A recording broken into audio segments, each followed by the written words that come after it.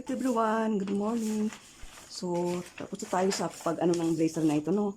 So, ang ating susunod ngayon ay yung paggawa ng manggas na 2 piraso. So, isang manggas, 2 piraso siya. So, 2 pieces sleeve. So, sukatin natin yan. Back armhole, tsaka front armhole. Sukatin natin yan. So, ito ay 12 and 1/4 ang back armhole. Itong gawa ko, ito namang front armhole ay 10 and a half. So, ayan. So, ang kabuuan ay ang kabuuan niyan ay 22 and 3/4 ang kabuuan ng sleeve. So, ang haba ay 25 and a half. So, start na tayo.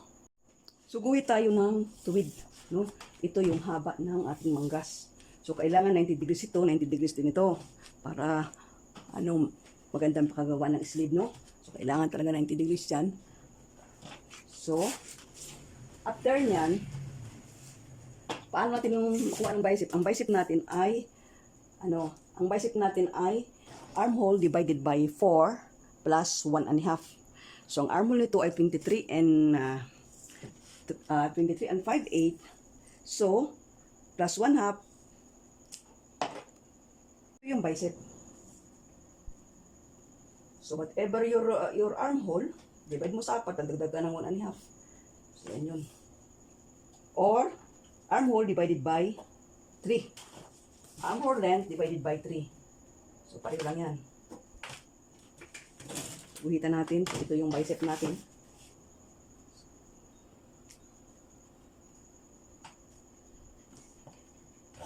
So, yan ang bicep natin.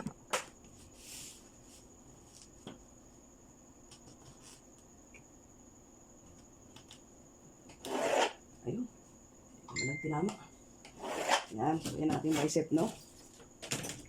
So, mula dito sa gitna, ayan, sa gitna. So, ito yung back. So, dyan sa back, ating sukatin yung kanyang back. So, ang back niya ay 12 and 1/4 minus 3/8. So, ayan, 11 and 7/8. Ayan. Ayan siya. And then, dito naman, ay 10 and a half minus 3/8 is 10 and 1/8. So, ayan siya.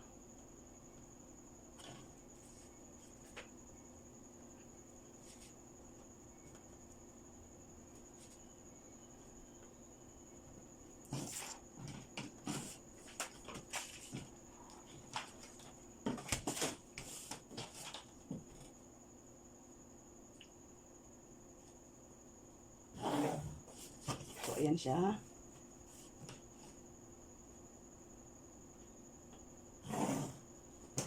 So, ito ay back, ito ay front. Next natin gagawin ay hanapin natin yung arm. So, ayan. Hatiin mo sa gitna, find the midpoint. So, ayan siya. Ayan.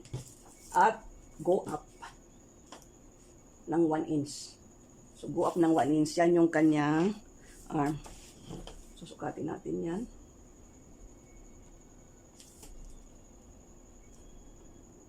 And then, guhit pa pa ganun. Paano makita natin ng elbow? Sukatin natin ito. Hatiin natin. Yung kalahati. Mula dyan sa kalahati, tumaas tayo ng 1 inch. So, yan yung ating elbow.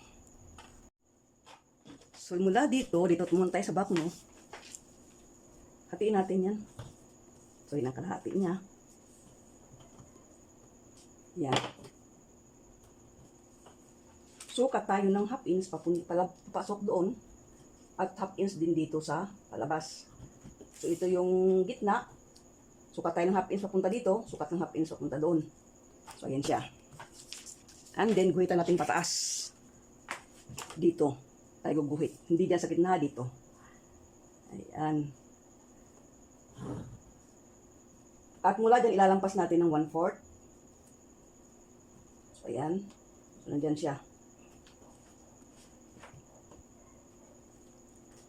At lagyan na natin ng curve yung kanyang So, hanggang dito yung ating curve ha, mula doon. So, ayan siya.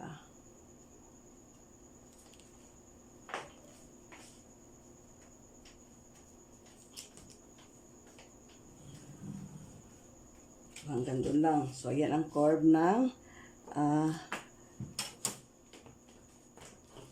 back. So, doon naman tayo sa front.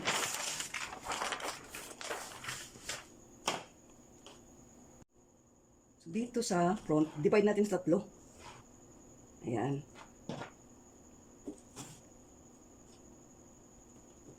And then, mula dito, taas tayo ng 1/2 inch. And then, saka natin siya lagyan ng korba. Na dito tayo magpas o atin siyang daanan. Dapat matouch natin yung 1/2 inch na yan na itinaas natin. So, yan. And then, ayan. So, ayan yung sa front. Ito ay sa back. So, dito, paano natin makuha yung gagawa natin ng manggas, no? So, itong mula dyan hanggang dito, i-divide natin sa 4. Yan. And then, mula dito, guhit natin pababa. Yan. Guhitan natin pababa. Yan. Guhit tayo. Makuha natin ng outseam, alagyan natin ng hugis yan.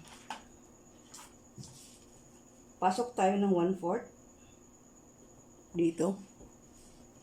Tapos dito labas tayo ng 1/2 inch. Andun ating kortihan. Pwede natin ikorte ito. Ayan. And then doon.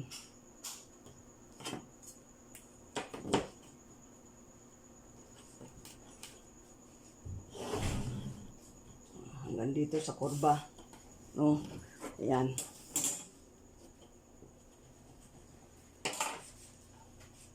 Next, para makuha natin yung inseam sleeve ay ito naman. So dito yung isa, no, dito tayo gumuhit papunta doon. Dito naman tayo ngayon. Guhit tayo pababa para meron tayong guide. Guide tayo. So ganun din. So ganun din ang gagawin natin. So bawas tayo ng 1/4 dito. 1/4.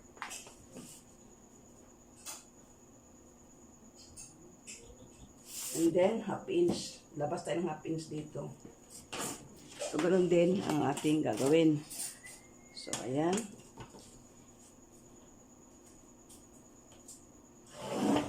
Ayan. And then, kung ano yung haba nito, yun din ang haba dun sa kabila. Dito. So, ayan. Para magpantay sila. So, hanggang doon. And then, ito nang may hugas ang ating ayan.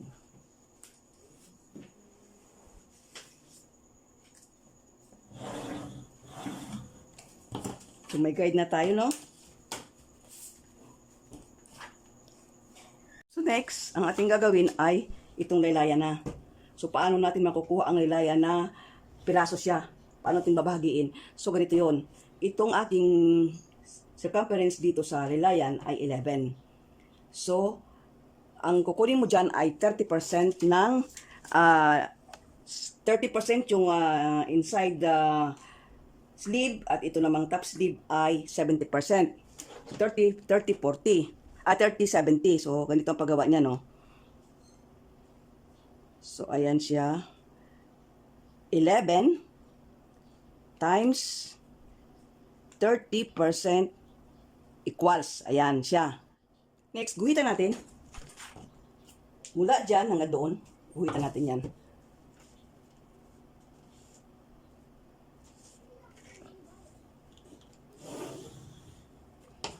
Kaya may tuwid na guhit. And then, lalabas tayo ng 3/4. para doon natin siya, yan, iganyan natin siya, oh.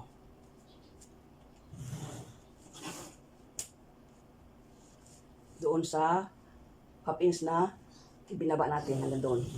So, ito yung ito yung dito sa kabila. So, atin siyang guhitan ng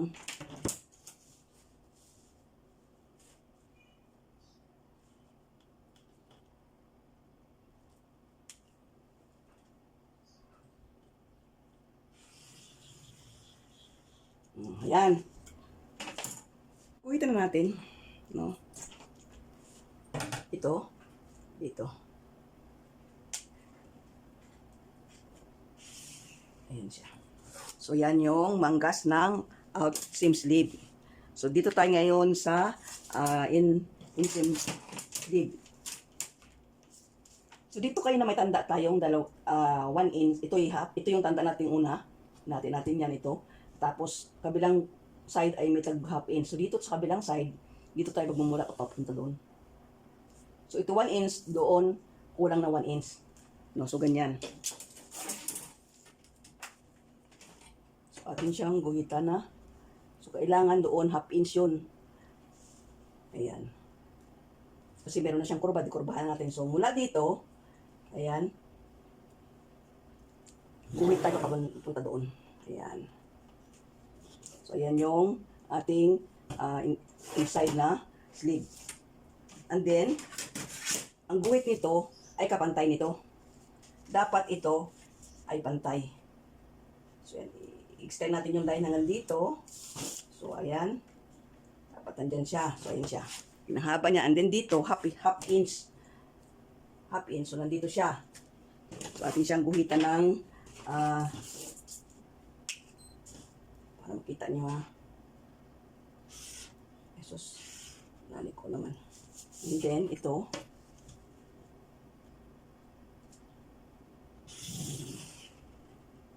Yun.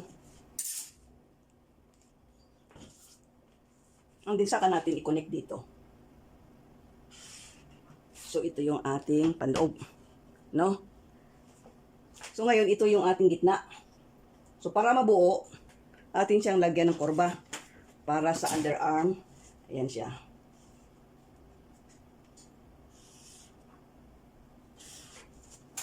And then ito. So, dapat yan kasing taas noon. So, ayan siya. So, tapos na yung ating sleeve. So, ito yung panloob, ito yung panlabas. So, ito yung pinaka-underarm. Sa gitna yan. No? So, ayan. Tapos na tayo paggawa ng sleeve. So, ito yung sa loob. Ito naman yung sa ibabaw. Ito sa may kilikili. Ito doon sa ibabaw. No?